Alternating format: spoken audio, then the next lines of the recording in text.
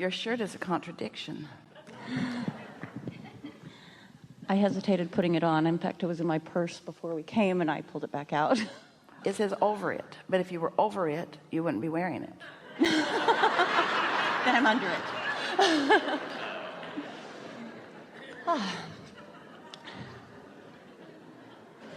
First of all, I'm so grateful to have found you. I was born already knowing how to connect with the universe, to a point that just now in the restroom, I remembered that when I was little, I grew up, I knew I would either be chosen as the captain or I would be chosen first, and it was never a question in my mind. And wanting so much to be up here to get over a problem, while I was in the restroom, I thought, if you could do that when you were little, there's no reason you can't do it now. That was a good bridge, wasn't it? It was a good bridge. See what a fast manifestation that was? Yes. And earlier today, did you hear us talk about going more general? Stepping back into a more general place? So that's what you did. You stepped back into something that, sort of like the 80s, stepped back into something that felt good, and you had a new point of attraction. Yes. Good. Yes. So in reflecting back to that and trying to get back to that part of me, so that I remember a distinct moment. Well, we want to clarify something briefly. You're not getting back to that part of you. You're remembering a time when that part of you was active, and you're reactivating it again. You're not going back to anything ever.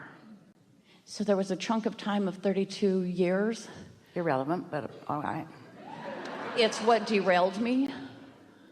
Irrelevant also. Okay. So I'm coming back on track. No, you're not, No. as long as you're talking about the 32 years of derailment. Correct. You're keeping them active and dragging them into the now. Correct, and that's the part that has so much momentum.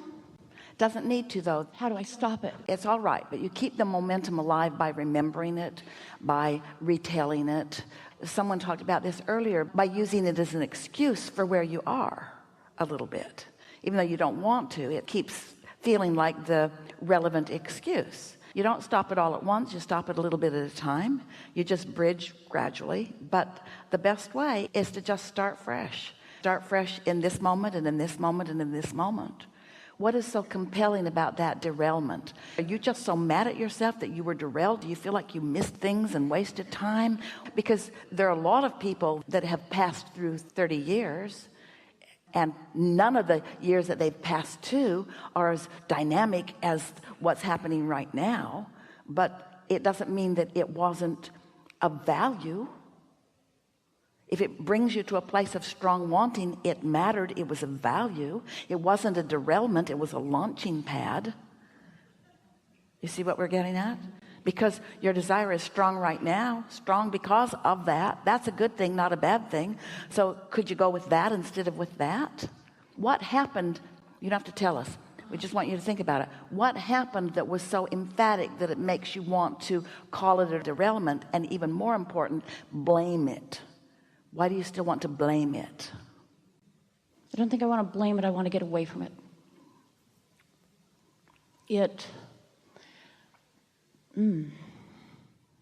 Because if you could make it okay, in other words, take the monster out of it, and then there's not the feeling that you need to get away from it, and if there's not the feeling that you need to get away from it, then there's not an active vibration about it, and then it just isn't. I think what it is that I started feeling like whatever I did manifest, or whatever I did, things just came to me, almost like the Midas touch, everything. But someone else took it. It became theirs, and so I think I stopped wanting to have anything come. But it's such a wonderful thing. We know it doesn't feel that way yet, but that's such a distortion of the way it works, because no one is attracting it for you, and no one is taking it away from you. It's only your perception that brings it in, and it's only your perception that keeps it out. That's why we called it a monster, something that you're blaming. But it's that attention to that. It's giving power to something that doesn't deserve the power, that's keeping you from your own power. So to leave that completely in the past and to go to something new, there's such a fear, because you can't all of a sudden leave it completely in the past, but you could fill the now up with other things. It's like Esther with her furniture, which seems like a ridiculously simplistic comparison. But if you are attracting the new, then it's easier to let go of the old. But if you're dragging the old around with you, then there's no place for the new. You have some choices. And we talked about it earlier. If you are determined that the choice of thought is going to be a good feeling one, and you start out before the bad feeling ones have filled in, then it's easier. Imagine having a colorful palette, and let's call it liquids, and a lot of depth in the colors. And you've got your canvas, and because you're not paying attention to what you're doing, or because you're having a negative moment remembering something negative in the past, you just sort of randomly take a brush and color that's sort of deep in color, and you paint the whole board with it. It's a black or a brown or a deep purple, and then you say, wait a minute, that wasn't what I wanted. But it's hard to cover that up with the other lighter colors. Even though you want something lighter now, you can't quite do it. But tomorrow you could wake up and just not put the deep purple or the black on the board. You don't have to drag that board around and try to lighten it up. You can just start with a new board and put the light on it to begin with. You see what we're getting at? But there's a tendency to believe that because I lived something, that I have to now unlive it, that I have to fix it or detach from it or understand it. And you really don't. You can just start in fresh new thoughts. And if we could convince you, and we want to, but we can't, because there's no assertion. If there were, you'd already have it. Got it? No, it doesn't work like that. But what we would like you to feel is that you can start fresh. You can start fresh. And in time, that will be like a distant memory. It'll be like something that happened to somebody else. It'll be like something that you don't even talk about. And you will know how well it served you, because it lighted a desire within you that's way bigger than any desire that you ever had before. You were sort of a product of someone else's desire for a long time. And out of that experience, you have now found your own desire.